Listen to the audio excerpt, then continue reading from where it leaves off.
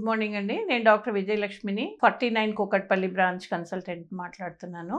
ఈరోజు మనము కామన్ ఒక సమస్య కాదు, ఒక టిప్స్ లాంటివి మీకు చెప్తాను. సో ప్రెగ్నెన్సీ వచ్చిన తర్వాత ఎటువంటి జాగ్రత్తలు తీసుకోవాలి ఏమిటి అనే విషయం గురించి మాట్లాడుకుందాం. సో ప్రెగ్నెన్సీ న్యాచురల్గా వచ్చినప్పుడు మీరు జనరల్గా యాంటీనేటల్ చెకప్స్కి వెళ్తూ ఉంటారు. సో పూర్వకాలం ఒక సేయింగ్ ఉండేది, 3 months వరకు ఆ డాక్టర్ దగ్గరికి వెళ్ళకూడదు, ఎవరికి చెప్పద్దు అనేది.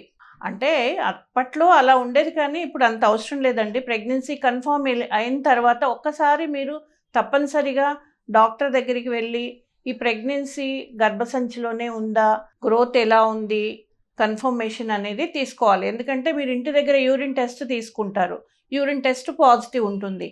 సో అదే నమ్మకంతో మీరు కంటిన్యూగా చూపించుకోకుండా 3 months ప్రెగ్నెన్సీ అనే దాంతో ఉంటారు. చాలా వరకు నార్మల్గా పెరుగుతుంది బేబీ, కానీ ఒక్కొక్కసారి యూట్రస్లో కాకుండా పక్కన ఎక్కడైనా లైక్ ట్యూబ్స్లో కానీ పెల్విస్లో కానీ ఆ ప్రెగ్నెన్సీ స్టార్ట్ అయినట్టయితే అది కొంచెం ప్రమాదకరం. సో దాని గురించి మీరు తప్పనిసరిగా ఒకసారి కన్సల్టేషన్ తీసుకొని ప్రెగ్నెన్సీ యూట్రస్లోనే ఉంది, గ్రోత్ కూడా బాగుంది అనేది కన్ఫర్మ్ చేసుకోవాలి.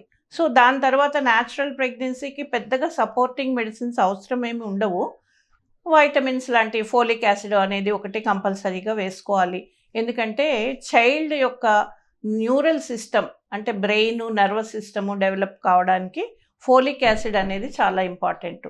కాబట్టి ఈవెన్ ప్రెగ్నెన్సీకి మీరు ట్రై చేసే ముందు నుంచి కూడా ఈ ఫోలిక్ యాసిడ్ సప్లిమెంట్స్ తీసుకోవడం అనేది చాలా కరెక్ట్. సో ఈ ఫోలిక్ యాసిడ్ 3 months తర్వాత ఐరన్, కాల్షియం, ఈ సప్లిమెంట్స్, ఏదన్నా ప్రోటీన్ డ్రింక్ ఇలాంటివి తీసుకుంటే బేబీ హెల్దీగా, మీరు కూడా హెల్దీగా ఉండే అవకాశం ఉంటుంది. ఇది మనకి న్యాచురల్ ప్రెగ్నెన్సీ గురించి. యాంటీనేటల్ చెకప్స్ అనేది న్యాచురల్ ప్రెగ్నెన్సీ కూడా మీరు ఎవ్రీ మంత్ యాంటీనేటల్ చెకప్స్కి వెళ్ళి బేబీ ఎట్లా పెరుగుతుంది, మీకు షుగర్ ఏమన్నా ఎఫెక్ట్ అయిందా, లేదంటే థైరాయిడ్ ఎలా ఉంది, బీపీ ఎట్లా, బ్లడ్ ప్రెషర్ ఎట్లా ఉంది, బేబీ గ్రోత్, ఇవన్నీ కూడా మీరు స్కానింగ్ ద్వారా, డాక్టర్ కన్సల్టేషన్ ద్వారా మీరు అసెస్మెంట్ తీసుకోవాలి. పోతే అలా కాకుండా ఏదన్నా అసిస్టెడ్ అంటే మనము ట్రీట్మెంట్ ద్వారా వచ్చిన ప్రెగ్నెన్సీస్ అనుకోండి, అందులో ముఖ్యంగా ఐవీఎఫ్ ద్వారా వచ్చిన ప్రెగ్నెన్సీ అయితే కొన్ని అడిషనల్ ట్రీట్మెంటు జాగ్రత్తలు తీసుకోవాలి. సపోజ్ ఐవీఎఫ్లో ప్రెగ్నెన్సీ వచ్చింది, సో అది ఎలా, how you go about it. Pregnancy beta HCG positive వచ్చింది, స్కాన్ కూడా కన్ఫర్మేషన్ అయిన తర్వాత కూడా మీరు కొంత తగిన జాగ్రత్తలు తీసుకోవాల్సి ఉంటుంది. ఎస్పెషల్లీ మెడిసిన్స్, నేను మాట్లాడేది ఈరోజు మెడిసిన్స్ 3 monthsలో ఎలా ఉండాలి, ఎక్కడ కన్సల్ట్ అవ్వాలి అనే విషయం గురించి మాట్లాడుతున్నాను. ఇప్పుడు నార్మల్ ప్రెగ్నెన్సీ వచ్చినప్పుడు ఈ అండం అనేది అండాశయం నుంచి విడుదలైన తర్వాత ఒకవేళ బాడీలో ప్రెగ్నెన్సీ కన్ఫర్మ్ అయిందనుకోండి, ఈ ఎంబ్రియో అనేది గర్భసంచిలో ఫిక్స్ అయితే బాడీలో హెచ్సిజీ అనే హార్మోన్ రిలీజ్ అయ్యి అది బ్రెయిన్కి సిగ్నల్స్ పంపటం ద్వారా మనకి ప్రెగ్నెన్సీ ఉందని బాడీలో కొన్ని మార్పులు జరుగుతాయి. ఫస్ట్ ఏంటంటే ఈ ఓవరీలో ఎగ్ విడుదలైన ప్లేస్ అది డెప్త్ కాకుండా అది లైవ్గా ఉండి అక్కడి నుంచి హార్మోన్స్ సెక్రీట్ అవుతాయి. ఆ హార్మోన్స్ ఏంటంటే ప్రెగ్నెన్సీని సపోర్ట్ చేసే హార్మోన్ మెయిన్గా ప్రొజెస్ట్రాన్ అనే హార్మోను ఈ ఓవరీ నుంచి 3 months కంటిన్యూస్గా సెక్రీట్ అవుతుంది. సో దాంతో ప్రెగ్నెన్సీ కంటిన్యూ అవుతుంది ఇది న్యాచురల్గా. అలా కాకుండా మనం ఐవీఎఫ్ చేసినప్పుడు సేమ్ మంత్లో మనం ట్రాన్స్ఫర్ చేయట్లేదు. 90% ఆఫ్ ది కేసెస్ ఈ ఎంబ్రియోస్ని ఫ్రీజ్ చేసి తర్వాత సైకిల్లో చేస్తున్నాం కాబట్టి ఈ కార్పస్ ల్యూటియం అనేది ఈ ఓవరీలో డెవలప్ కాదు. సో అక్కడి నుంచి రావాల్సిన ప్రొజెస్ట్రాన్ హార్మోను న్యాచురల్గా బాడీలో ఉండదు. కాబట్టి మీరు ప్రెగ్నెన్సీ మెయింటైన్ కావడం కోసము ఈ హార్మోన్ అనేది తప్పనిసరిగా 8 to 10 weeks కంపల్సరీగా తీసుకోవాల్సి ఉంటుంది, లేదంటే అబార్షన్ అయిపోయే ఛాన్సెస్ ఉంటాయి. So first 3 months very important. ఈ ప్రొజెస్ట్రాన్ సప్లిమెంట్స్ అంతకుముందు మీరు ఎంబ్రియో ట్రాన్స్ఫర్ తర్వాత ఎలా వాడారో అదే ప్యాటర్న్లో డాక్టర్ గారు మీకు ఎక్స్ప్లెయిన్ చేస్తారు ఎలా తీసుకోవాలనేది.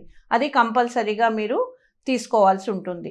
ఒకసారి 10 weeks నుంచి గర్భసంచిలో మాయ అనేది తయారవుతుంది. అది ఎప్పుడైతే మాయ తయారయ్యి పని చేయటం మొదలు పెడుతుందో ఈ హార్మోన్ ప్రొజెస్ట్రాన్ అనేది మాయ నుంచి రిలీజ్ అవుతుంది. కాబట్టి ఆ 3 months తర్వాత మనం ఎక్స్టర్నల్గా బయట నుంచి హార్మోన్ సప్లిమెంటేషన్ అవసరం ఉండదు. సో అప్పటి వరకు మీరు కంపల్సరీగా మీరు ఈ ఐవీఎఫ్ ఫర్టిలిటీ స్పెషలిస్ట్ అండర్ కేరే ఉంటే చాలా కరెక్ట్గా ఉంటుంది. ఎందుకంటే చాలామందిని చూస్తున్నాము, సక్సెస్ అయిపోయినాక వాళ్ళు విలేజెస్కి వెళ్ళిపోతున్నారు. ఆ మెడిసిన్స్ కరెక్ట్గా వాడకపోవటం వల్ల ఆ గ్రోత్ అనేది ఆగిపోయి అబార్షన్స్ లాగా పడిపోవటము, చాలా బాధపడుతూ మళ్ళీ వస్తారు. ఇది ఇలా జరిగింది మేడం, లేదా 5th మంత్లో అబార్షన్ అయిపోయింది అంటే సరిగా వాళ్ళు ప్రాపర్ యాంటీనేటల్ చెకప్స్ చేసుకోకపోవటము, ప్రెగ్నెన్సీ వచ్చింది కదా ఇంకా మెడిసిన్స్ అవసరం లేదు అనే అపోహలో ఉంటారన్నట్టు. సో అది కరెక్ట్ కాదు. తప్పనిసరిగా ప్రెగ్నెన్సీ వచ్చినాక ఒక 3 మంత్స్ ఫర్టిలిటీ స్పెషలిస్ట్తోనే మీరు మెడిసిన్స్ జాగ్రత్తగా తీసుకొని దాని తర్వాత కూడా మీరు గైనకాలజీ డిపార్ట్మెంటే స్పెషలిస్ట్ గైనిక్కి వెళ్ళినా కూడా అక్కడ కూడా రెగ్యులర్ యాంటీనేటల్ చెకప్స్ అనేది తప్పనిసరిగా అవసరం అవుతుంది. Thank you.